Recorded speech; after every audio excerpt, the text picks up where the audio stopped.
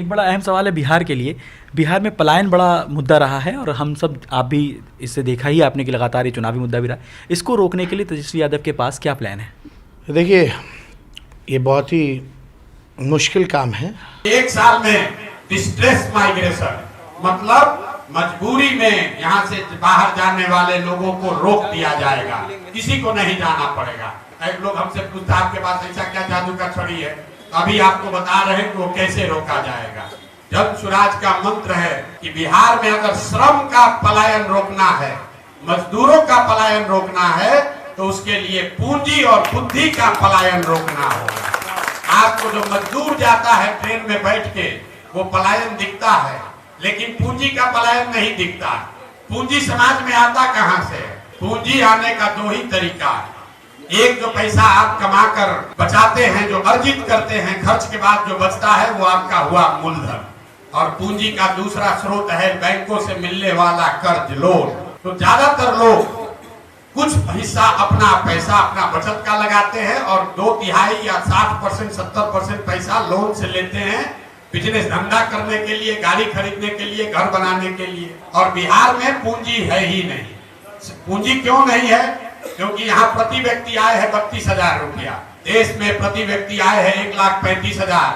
बिहार में प्रति व्यक्ति आय है 32,000। और उसमें भी अगर पटना और बेगूसराय 2 गो जिला हटा दीजिएगा तो बिहार में प्रति व्यक्ति आय है 24,000 रुपया।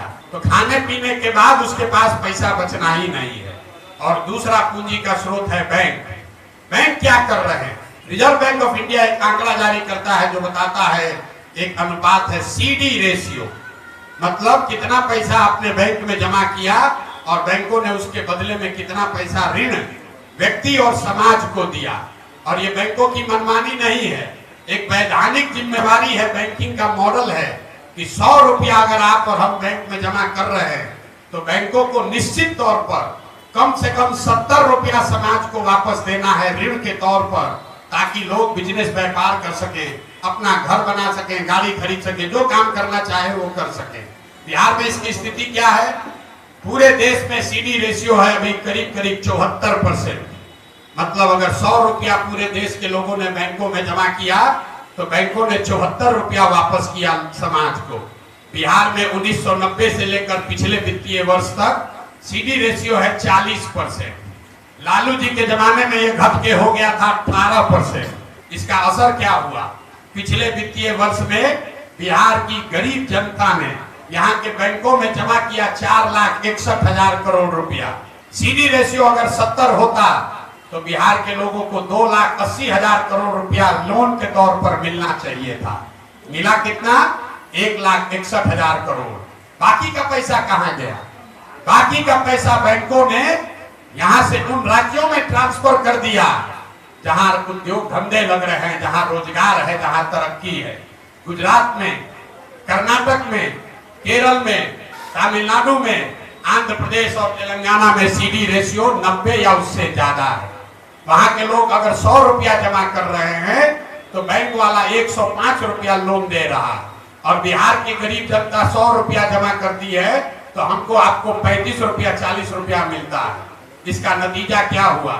1990 से लेकर पिछले फाइनेंशियल ईयर तक बिहार के बैंकों ने 26 लाख करोड़ रुपया बिहार के लोगों की जमा पूंजी बैंकों ने यहाँ से ट्रांसफर कर दिया दूसरे राज्यों में। और आप सोच रहे हैं कि कोई 2,000 करोड़ रुपया लाकर चीनी मिल बना दे। अरे अपना घर लूट गया। 26 लाख करोड़ रुपया बैंकों ने बिहार के लोगों का दूसरे राज्य में दे दिया। और आप और हम सोच रहे हैं कि 2,000 करोड़ रुपया कोई बाहर से लेकर आए। अब आप कहिएगा भैया सरकार में कोई इसका बात क्यों नहीं कर रहा है? बिल्कुल इसका बात होना चाहिए। आपकी जानकारी के लिए बता दें कि CD रेशियो को देखने के लिए मुख्यमंत्री की अध्यक्षता में कमेटी है, जिसको हर महीने बैठना है, जिसको ये सुनिश्चित करना है कि बैंक ये पैसा लोगों को दे।